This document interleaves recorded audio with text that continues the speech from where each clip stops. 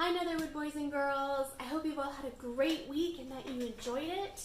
Thank you so much to Miss Nikki and Miss Kathy who brought us those awesome lessons on Joseph and Moses. So we're going to pick up right where Miss Kathy left off in Exodus. We're going to be covering Exodus 2, 3, and 4 today. So let's go ahead and get started. So after Moses had been adopted by Pharaoh's daughter, and he was a prince of Egypt, he grew up, right? So in Exodus 2:11 it says, "One day when Moses had grown up, he went out to his people, and he looked on their burdens, and he saw an Egyptian beating a Hebrew, one of his people. He looked this way and that way, and seeing no one, he struck down the Egyptian and hid him in the sand." So he killed the Egyptian. At this point, he's probably thinking, whew, well, that was bad. Hopefully nobody finds out. But unfortunately, they do, because he goes out the next day and he sees two Hebrews fighting against each other. He walks up to them and he says, "Why are you fighting with each other?" And the Hebrew says, "Are you going to kill me like you killed the Egyptian?" Yikes! Moses' secret was found out. He couldn't hide it like he thought he could. Once Pharaoh found out, he was super angry and he sought out to kill Moses. So Moses ran away. He ran away into the desert to a place called Midian. And here he came to a well, and he saw at this well that there were 7 daughters, and they were shepherdesses. So they took care of sheep. And then he noticed that these other group of shepherds, the guys, were being bullies to the girls, which was not cool, right? So he took care of that problem, got the shepherds to leave them alone, and then he watered the rest of their flock. Well, the girls were so excited, they ran home to their father, whose name was Jethro, and they said, "Dad, this really cool thing happened. This guy just saved us from these bullies." And their dad was like, "Well, that's great. Where is this guy?" So they go back, they get Moses, they bring him home, and he becomes part of their family. He later marries Jethro's daughter, Zipporah, and they have a son together. And this is normally where we hit kind of a pause button on Moses' life. Because when we pick up in Moses chapter 3, we see that Moses is much older. In fact, 40 years older. He really likes the number 40, I think. So by the time we see Moses again, he's nearly 80 years old. Wow. So, long time. So in chapter 3, we see that Moses comes and he is tending his sheep. He's taking care of them, doing shepherdy things, and he pauses and he sees this bush. And this bush, well, it's on fire, but the leaves are not burning and the flowers aren't burning, and he kind of goes, "Well, that's odd. Why would a bush be doing that?" And he walks over to investigate the bush, and suddenly he hears someone calling his name. Moses! Moses! Do you guys hear that? You hear that voice calling his name? Let's go check out where it came from.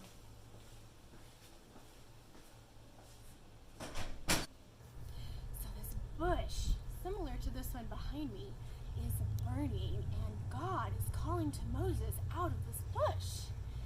And Moses simply replies, "Here I am."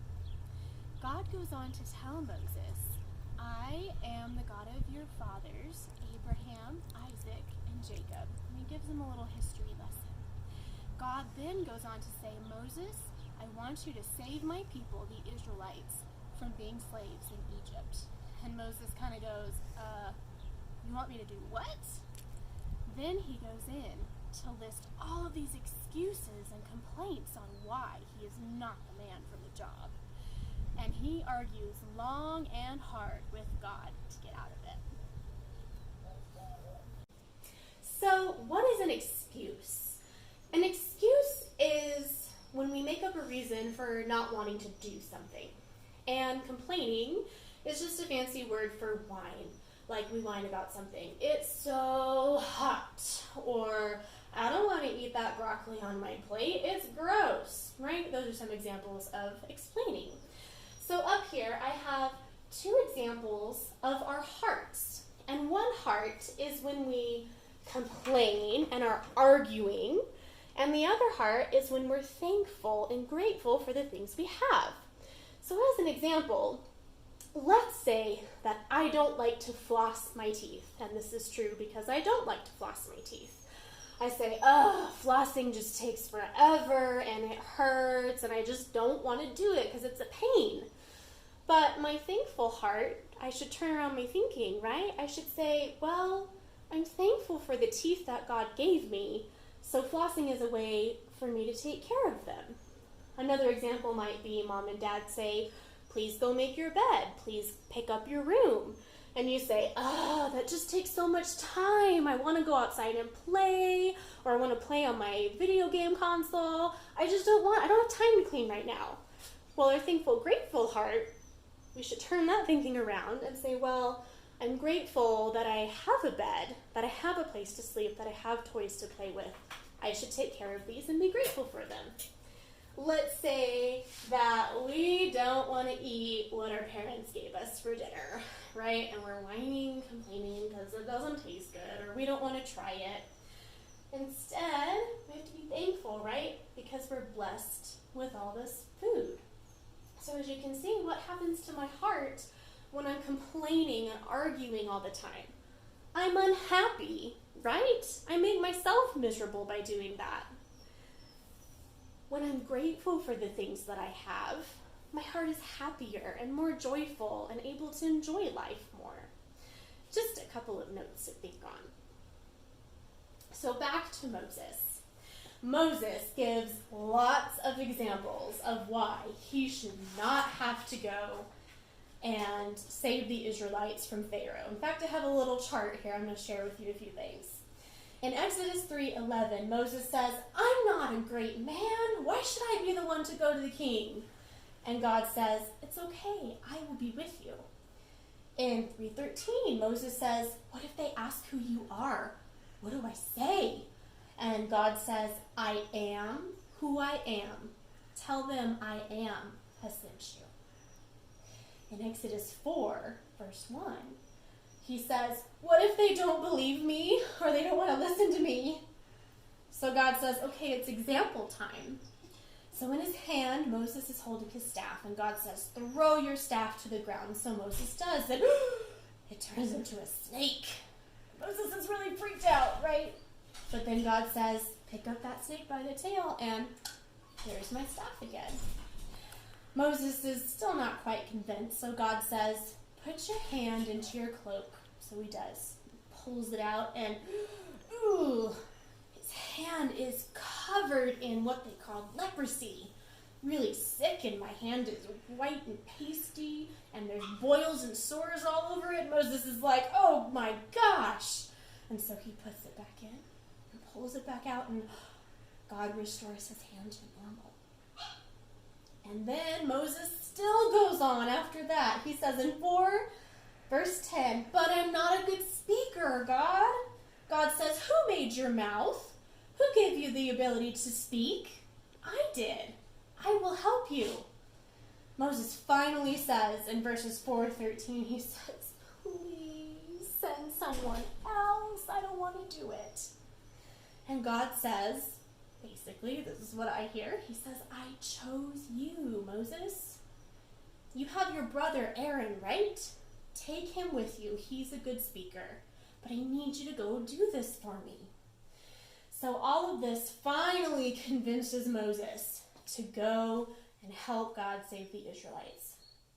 Moses has had quite a life so far, right? He started out with great. He was a prince. He had servants. He had a palace.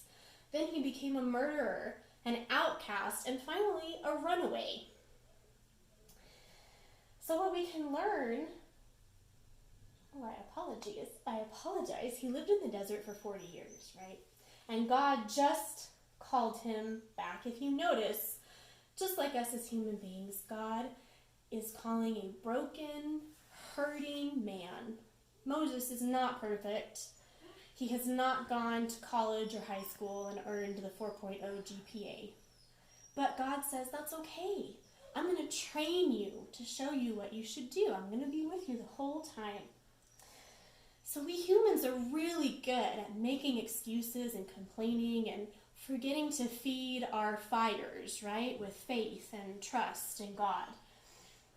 And sometimes we forget that God's always fighting for us, and that even when we face a difficult problem or an issue, He is going to give us the tools or people that we need to succeed in our quest. So that's what we can learn from Moses, amongst many other things. So today, you're going to be working on a burning bush. This is one that I'm working on. You can draw leaves on yours, flowers, whatever you would like to do. So what you're going to do is, you might need an adult help for this. You'll have some tissue paper in your flame choices. Sit down for a second. Alright, so you'll get a pencil tip or an eraser tip. You'll place your tissue paper around it and kind of scrunch it up. Just like that on the bottom of my pencil. I find it a little bit easier if I put a little glue on the tip, just like that. And then on my bush, I'm going to find a place to lay it down. I press down, and then I lift my pen or my pencil up, and it sticks to your paper. And in the end, you'll have this really cool illusion of flames on your bush. Now remember, they're not eating your bush. Your bush is still alive, right? Because God was able to do that. If you have littler hands, or maybe this is a little too much for you, you can just lay your tissue paper flat and glue it that way. I find that sometimes what works best is if I have some glue and I put a little bit in a Dixie cup and then dilute it with some water. Get a paintbrush, stir it around, and then you have a nice little glue paste to use for your craft. Well, boys and girls, I hope you learned a lot from Moses. I hope you have a great week. We'll see you next time.